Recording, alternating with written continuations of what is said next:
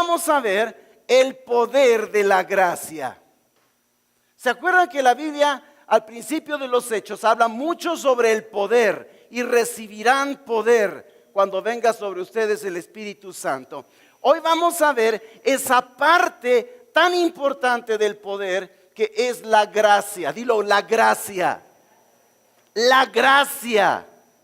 Ahora, ¿cómo empezamos viendo acerca de este Saulo? Busca por favor en el libro de Hechos.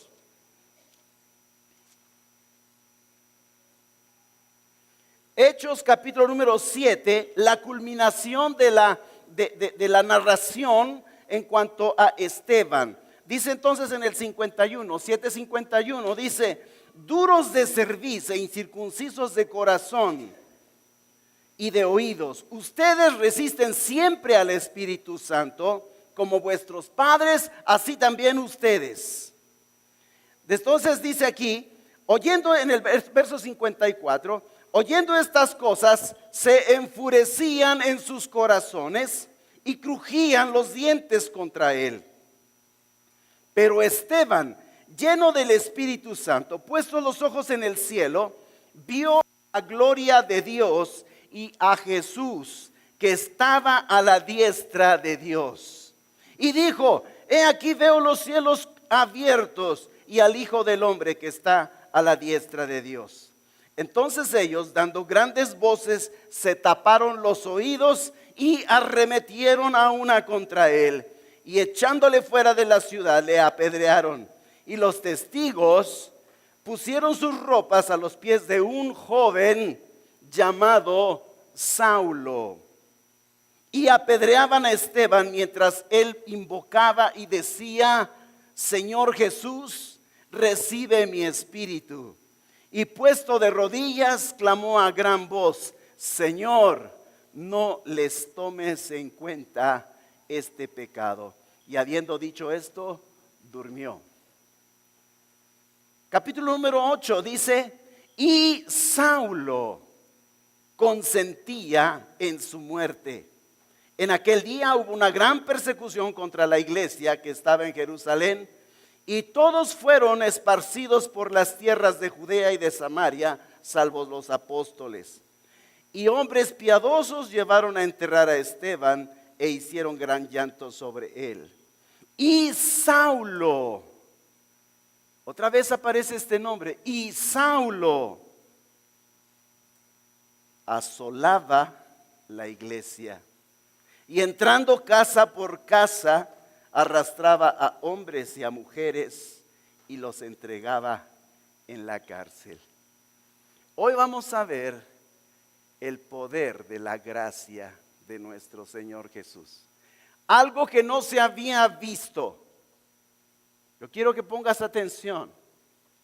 Todo el Antiguo Testamento habla del poder, habla de la soberanía, habla de la majestad, habla de toda la grandeza y la santidad de un Dios único, el gran yo soy. Pero en el Nuevo Testamento Jesús viene vestido de humildad, hecho semejante a nosotros, porque caminó en medio de los hombres, vivió una vida increíblemente pura y limpia delante de Dios.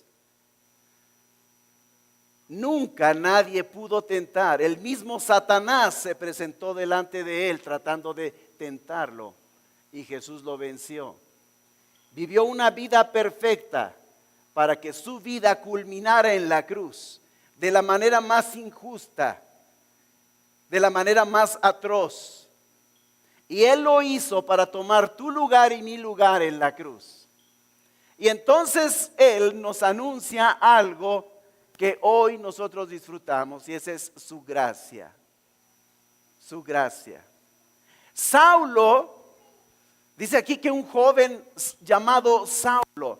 Cuando la Biblia habla de un joven, no pienses que es un joven de 14 o 18 años. Un joven era alguien menor a 40. Antes de 40 era un joven. ¿Cuántos están abajo de 40? Cerquita de 40. Y pueden decir: ¡oh! Un joven como Carlos, un joven como Aldo. Manolo, ¿ya rebasaste los 40? Bueno, él ya no es un joven, él es un hombre. ¿Cuántos están arriba de 50, de 40 y ahora son hombres? Yo, no, compadre, un hombre.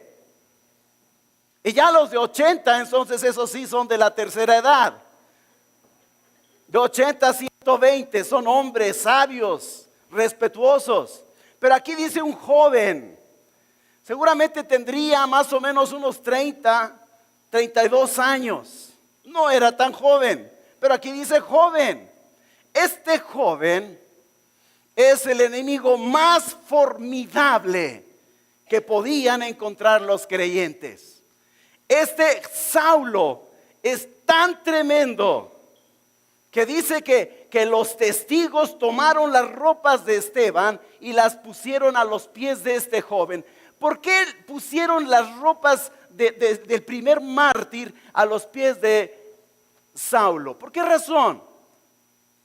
Nada más hay una razón y no es coincidencia. Saulo era líder y cabeza de todos esos asesinos. Saulo era el líder y la cabeza de aquellos que intrigaron la muerte de Esteban. Saulo había identificado a Esteban, que se levantaba y hacía milagros y hablaba de Jesús. Y cuando Saulo, celoso de su religión, identificó a Esteban, él participó, él fue el genio atrás de la ejecución. Por eso es que dice que colocaron las ropas a los pies de un joven llamado Saulo. Pero esta muerte solamente detonó una sed de justicia en su cabeza.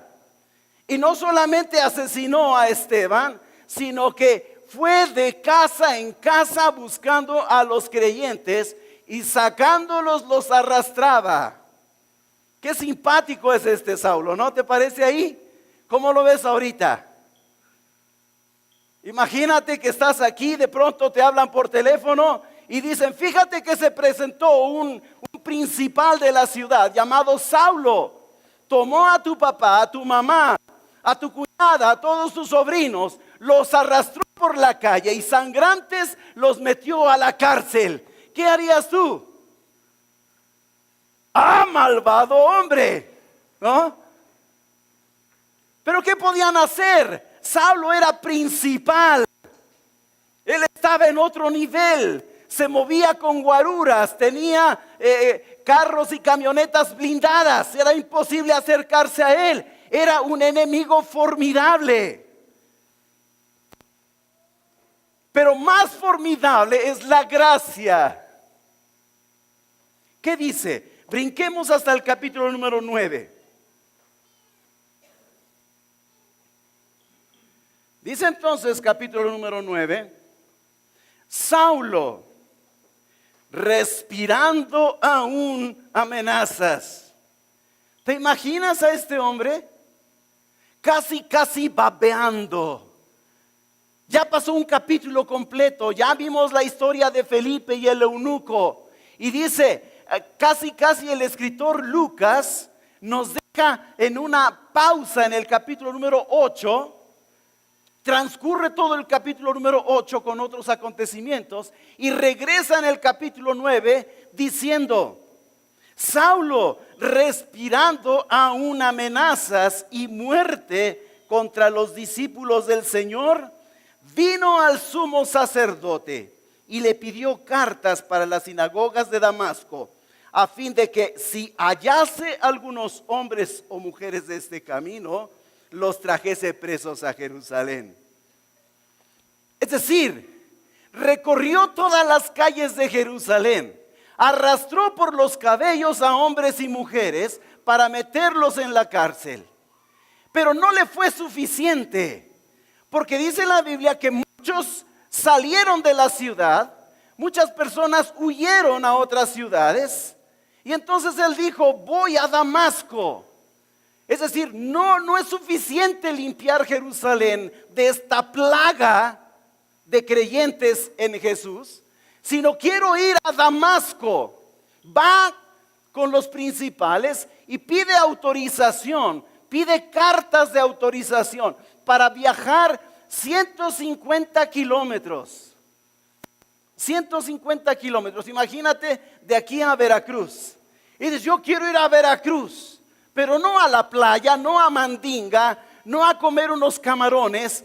Quiero ir y atrapar a todos esos cristianos para castigarlos. Y dice, respirando, babeando, lleno de ganas de terminar con los creyentes. ¿Tú quieres ser amigo de Saulo? ¿Quién quiere tomar un cafecito con Saulo? ¿Ah?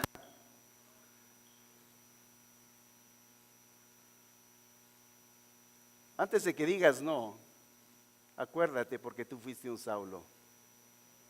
Y hubo un cristiano que te invitó a un café, te invitó a comer. A mí me invitaron a comer, me invitaron a una cena y yo me preparé, como no tienes idea, lo platiqué con mi esposa. Todos mis argumentos los preparé, me eché mi morral de conocimientos, todas mis conceptos de la vida y fui a esa cena. Yo pensé, nada más que me empiecen a hablar de su Dios, empiecen a hablar de Jesús y de su Biblia, y entonces se va a levantar.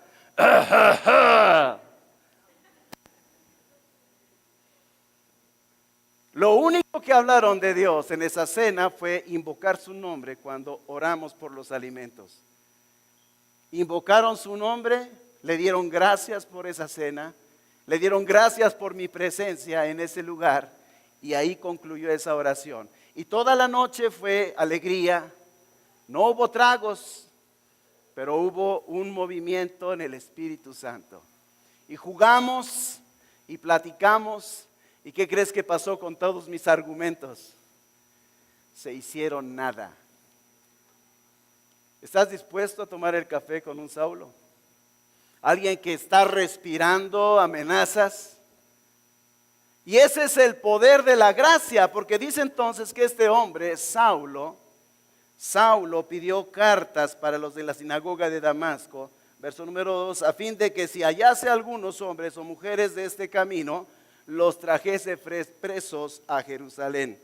Mas yendo por el camino, dice entonces, yendo por el camino, aconteció que al llegar cerca de Damasco, repentinamente le rodeó un resplandor de luz del cielo.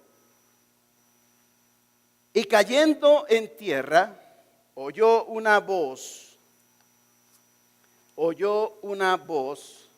que le decía, Saulo, Saulo, ¿por qué me persigues? Él dijo, ¿quién eres, Señor? Y le dijo, yo soy Jesús, a quien tú persigues. Dura cosa te es dar coces contra el aguijón. Es duro pelear contra el Dios Todopoderoso. Él, temblando y temeroso, dijo, Señor, ¿qué quieres que yo haga? Y el Señor le dijo, levántate y entra en la ciudad y se te dirá lo que debes hacer. Y los hombres que iban con Saulo se pararon atónitos, oyendo a la verdad la voz, mas sin ver a nadie. Entonces Saulo se levantó de tierra y abriendo los ojos, no veía a nadie. Así que llevándole por la mano le metieron en Damasco, donde estuvo 3 días sin ver y no comió ni bebió.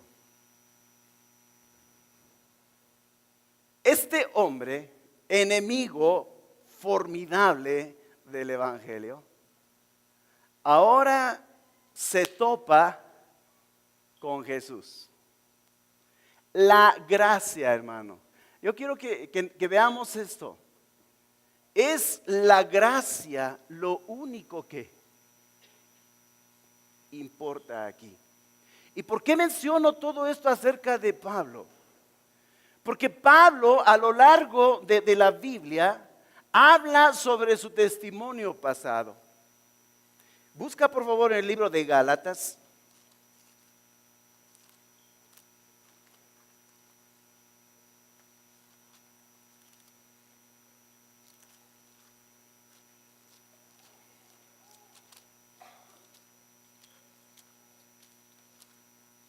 Gálatas.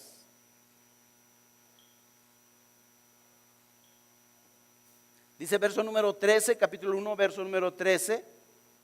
Dice, porque ya han oído acerca de mí, ya han oído acerca de mi conducta en otro tiempo, en el judaísmo, que perseguía sobremanera a la iglesia de Dios y la asolaba. Y en el judaísmo aventajaba a muchos de mis contemporáneos en mi nación, siendo mucho más celoso de las tradiciones de mis padres. Pero cuando agradó a Dios, que me apartó desde el vientre de mi madre y me llamó por su gracia, revelar a su Hijo en mí, para que yo le predicase entre los gentiles, no consulté enseguida con carne y sangre, ni subí a Jerusalén a los que eran apóstoles antes que yo, sino que fui a Arabia y volví de nuevo a Damasco. ¿Qué es lo que dice que era? Era celoso y aventajaba a muchos en el judaísmo. ¿Qué más habla acerca de él? Hechos capítulo número, regresemos al libro de Hechos, Hechos capítulo número 23.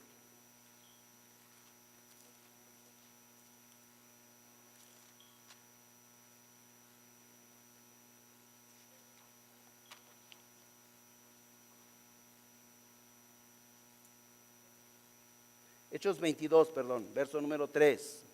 Hechos 22, número 3. Dice entonces, yo de cierto, aquí está, yo de cierto soy judío, nacido en Tarso de Cilicia, pero criado en la ciudad, instruido a los pies de Gamaliel, estrictamente conforme a la ley y de nuestros padres, celoso de Dios como hoy lo son todos ustedes. Dice que él es de Tarso. ¿Sabes qué es Tarso? Es una ciudad universitaria. Tarso es la ciudad de los intelectuales. Dice, yo soy Saulo de Tarso. Crecí, viví en la ciudad de la cultura, de los intelectuales. Fui educado a los pies de Gamaliel. Gamaliel está referenciado en aquella época como un hombre tan inteligente, tan culto, es un maestro de maestros. Y él puede decir, yo, Saulo de Tarso, criado a los pies de Gamaliel. Es decir, tuvo el maestro más íntegro, inteligente. Por eso dice que aventajaba a muchos en el judaísmo. ¿Qué más dice de él entonces? Busca por favor Filipenses.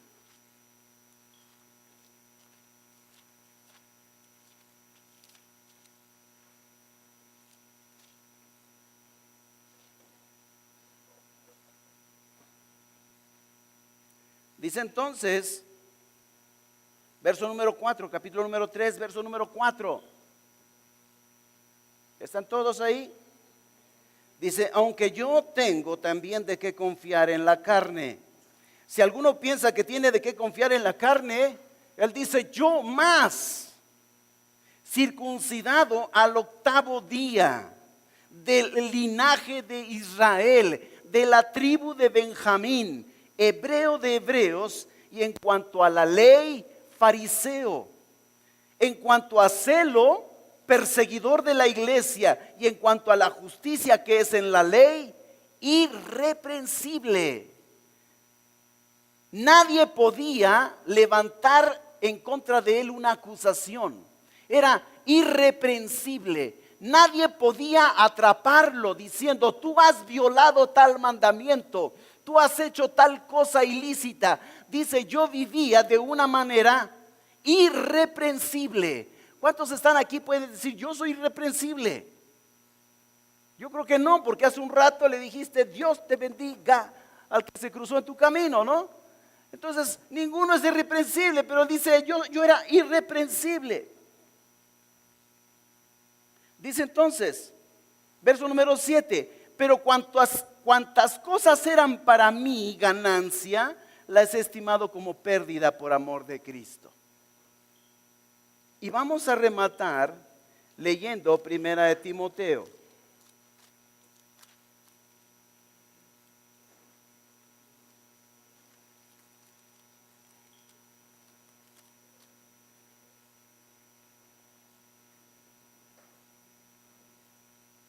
Verso número 12. Primera de Timoteo, capítulo número 1.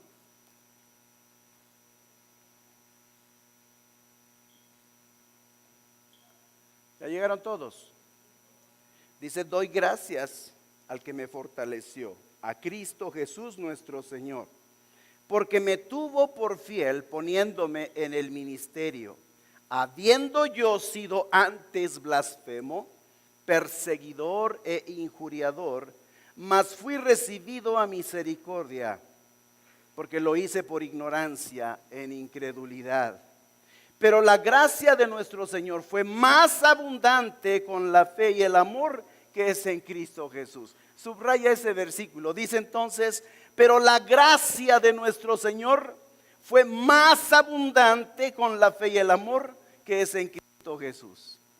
Aunque él fue un blasfemo, un perseguidor de la iglesia, aunque respiraba amenazas de muerte, aunque hizo el complot para matar a Esteban, aunque arrastró a tu abuelita y a tu cuñada y a tus sobrinos y los llevó a la cárcel, dice que a pesar de todo esto, fue más grande la gracia. La gracia. ¿En qué se convirtió este hombre? El Nuevo Testamento tiene 27 libros. 13 libros del Nuevo Testamento. Ustedes todos saben que la Biblia no es un libro. La Biblia son muchos libros, son 66 libros en total. Y en el Nuevo Testamento hay 27 libros escritos en diferentes épocas, en un periodo de casi 2000 años, por más de 40 autores diferentes, en lugares tan distantes como Jerusalén, hasta las regiones norte de África. Es decir, es un libro, es un compendio de libros, por eso es Biblia. Entonces dice, yo quiero que te des cuenta en esto, el Nuevo Testamento, 13 libros del Nuevo Testamento son escritos por Pablo, 13 de los 27. Ahora, si consideramos que el libro de Hebreos, no saben todavía quién es el autor del libro a los Hebreos, pero muchos dicen que puede ser Pablo el autor del libro de los Hebreos, entonces estaríamos diciendo que Pablo es autor de 14 de los 27 libros, es decir, más de la mitad de los libros del Nuevo Testamento fue Pablo quien los escribió. Ahora, no solamente eso, ¿se acuerdan que hablamos de Lucas? ¿Se acuerdan de Lucas? Lucas escribe el Evangelio según Lucas, que es el Evangelio, y ahí narra toda la historia de Jesús. Pero después, en un segundo tomo, Lucas, el doctor, escribe un segundo tomo, que es el libro de los Hechos. Y ya no escribe sobre la vida de Jesús, ahora escribe sobre la iglesia de Jesús, sobre los seguidores de Jesús. Entonces Lucas, les dije cuando empezamos a estudiar el libro de los Hechos, Lucas es el autor de más de la mitad. Si tomas la Biblia en el Antiguo Testamento y agarras desde el primer evangelio hasta el Apocalipsis, la mitad de escritos es de Lucas en cuanto a volumen. Pero Lucas es discípulo de Pablo, porque este joven llamado Saulo Lo estamos viendo aquí, vamos a ver su conversión la próxima semana. Pero este hombre es cambiado, es transformado de ser un verdadero terror para los cristianos a ser el líder de los cristianos. Líder indiscutible. No podemos entender el cristianismo como hoy lo entendemos si no es a través de la mente y el corazón de Pablo. Es decir, su estatura es tan alta que en la Biblia está Jesús y después de Jesús, muy abajo, pero muy arriba de nosotros, ¿quién? Pablo. Es decir, la gracia de Dios. Yo quiero que te des cuenta, la gracia de Dios toma a este hombre increíblemente feroz, odiando al camino, lo toma para hacerlo una herramienta útil en sus manos. Y convierte a este tremendo Pablo en un increíble líder, un hombre que entregó su vida. Lo apedrearon, lo traicionaron. Entonces, la Biblia en el Nuevo Testamento, 13 capítulos, pero desde el capítulo número 13 hasta el capítulo número 28 del libro de los Hechos, narra la vida, la historia, los viajes, el ministerio ¿de quién? De Pablo. ¿Te das cuenta? Entonces el Nuevo Testamento habla indiscutiblemente del ministerio, de lo que Dios habló al corazón de Pablo y lo que Pablo hizo. Entonces Pablo hizo 3 viajes misioneros, 3 viajes registrados en el Nuevo Testamento. Algunos estudiosos dicen que después de estar preso en Roma, no murió en Roma, sino continuó haciendo viajes, pero ya no hay escritos o evidencia en la Biblia. Sin importar si es cierto o no es cierto, Pablo es una persona a la cual todos nosotros tenemos que estar agradecidos, porque él habla sobre la gracia. Dilo, la gracia. La gracia.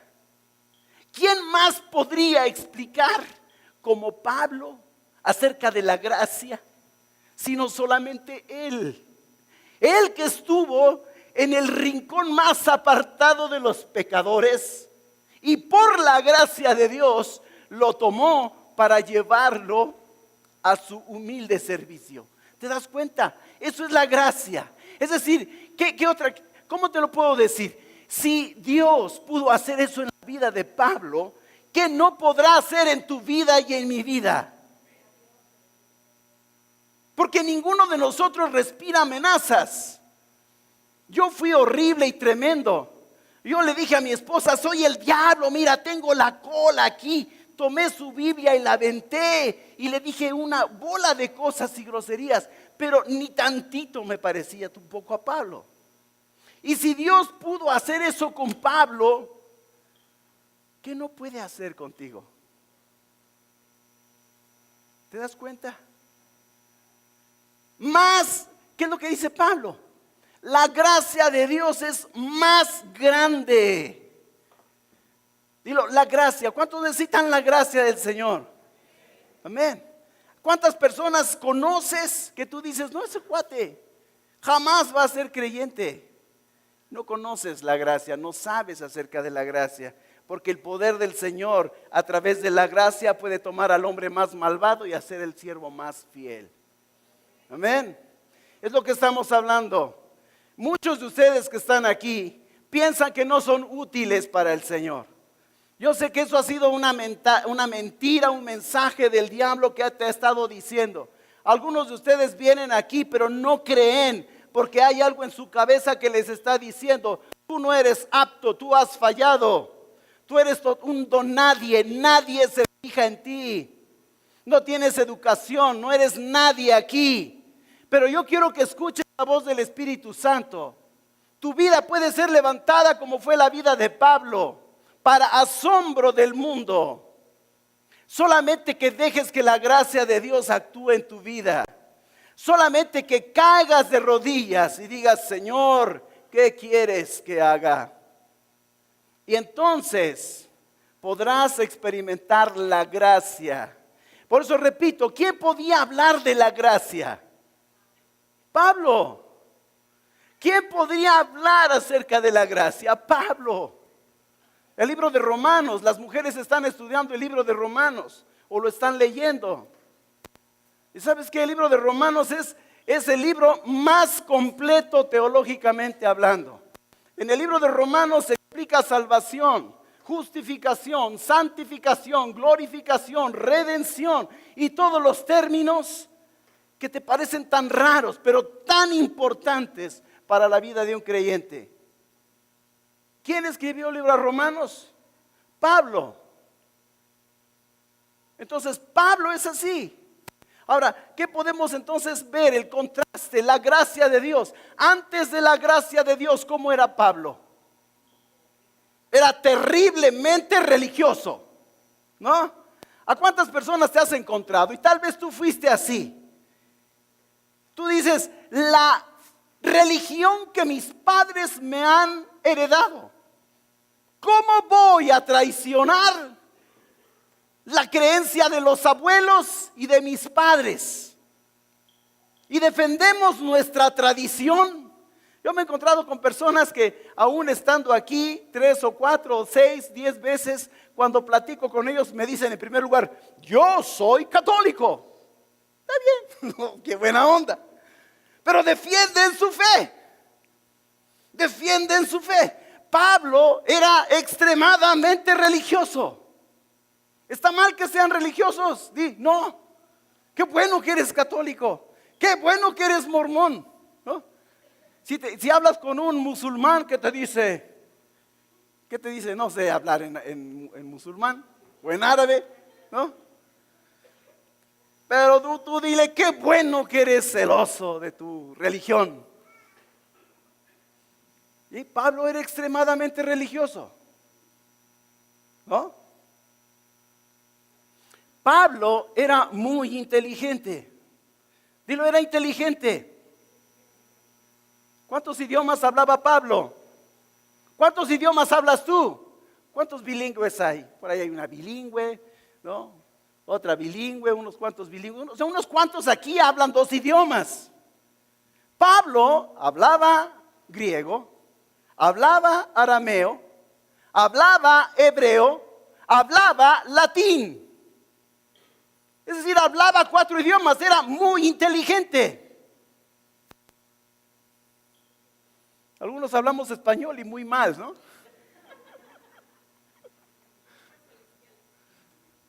Bueno, hablamos en lenguas, ¿no? Consuelo. Pablo era brillante, era inteligente, era extremadamente religioso.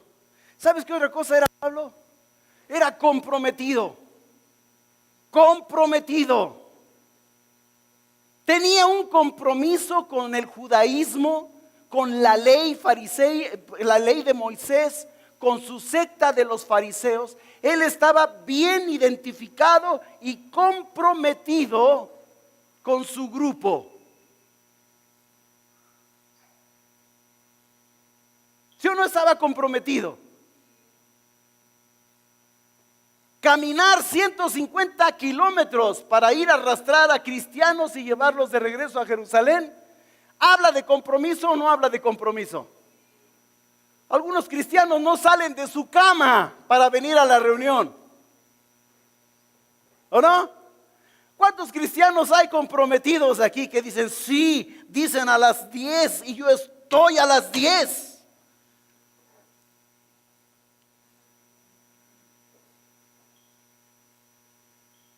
Él era comprometido.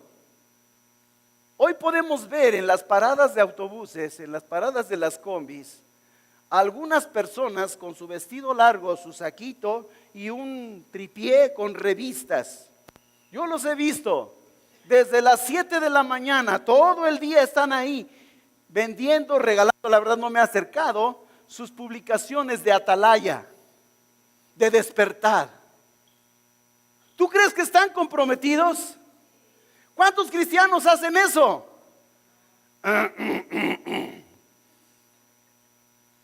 Hay personas comprometidas. Yo conozco personas que se levantan a las 6 de la mañana, abren la puerta de su negocio, dan las 11 de la noche y la cortina de su negocio está abierta. ¿Sí o no son comprometidos? A ver, cristianos, ¿cuántos están comprometidos así con el evangelio? ¿Cuántos tienen un compromiso así? ¿Cuántos dicen, hermano, estás hablando de la gracia? La gracia es, soy salvo, me voy al cielo. No estamos hablando de la gracia. Busca Romanos capítulo número 1, ¿qué dijo Pablo?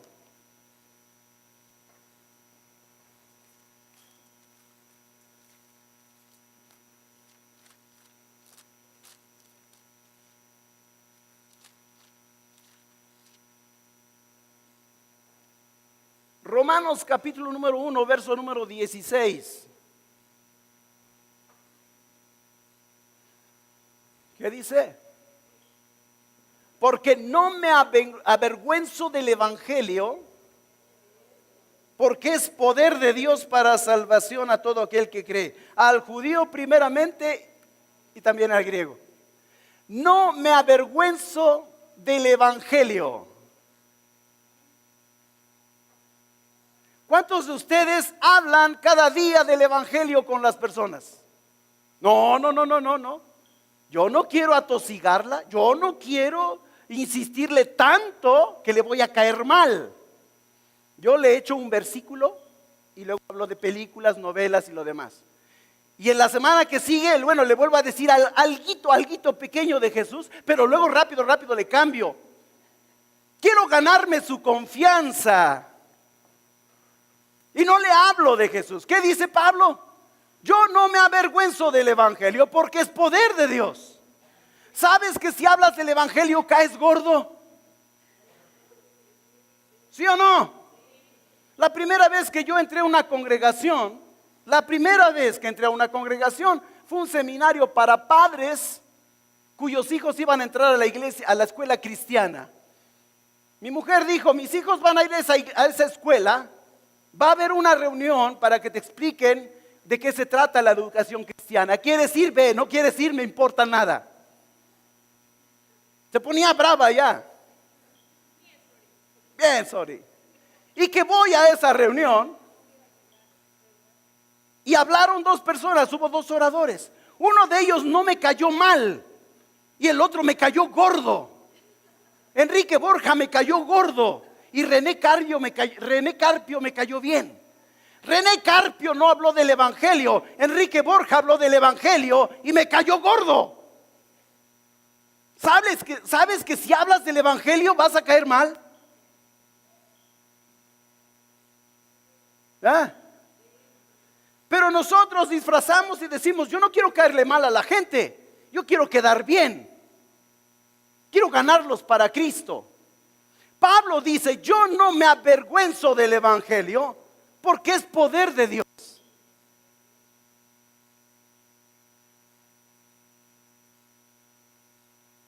¿Te das cuenta lo que hace la gracia? ¿Podrá hacer la gracia algo en tu vida? La gracia, hermanos, no es libertinaje. La gracia no es que tienes el cielo asegurado. No es que tus pecados han sido perdonados, los pasados, los presentes y los futuros. ¿Cuántos saben eso? Que un cristiano ha sido limpio por la sangre de Jesús. Todos los días nuestros pecados son limpios y somos librados en el futuro. ¿Cuántos saben eso? Y esa es la gracia de Dios. Pero la gracia de Dios no significa quedarte sin hacer nada. La gracia de Dios significa que seas como Pablo. ¿Cómo era Pablo como cristiano?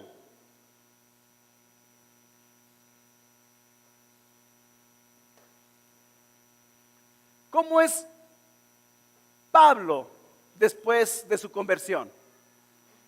¿Sabes cómo es Pablo? Él lleva el evangelio.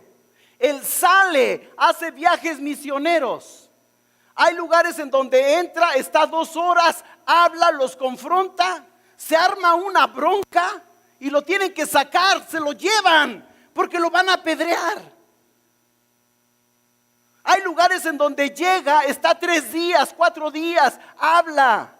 Y de pronto se levantan y lo corren. Y él dice, entonces ustedes quédense con su religión. Se da la vuelta y muchos salen con él.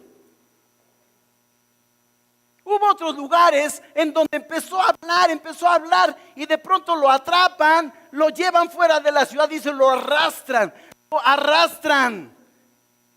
se lo llevan y lo apedrean. Y él dice, se levanta, vienen los hermanos, oran por él y se levanta.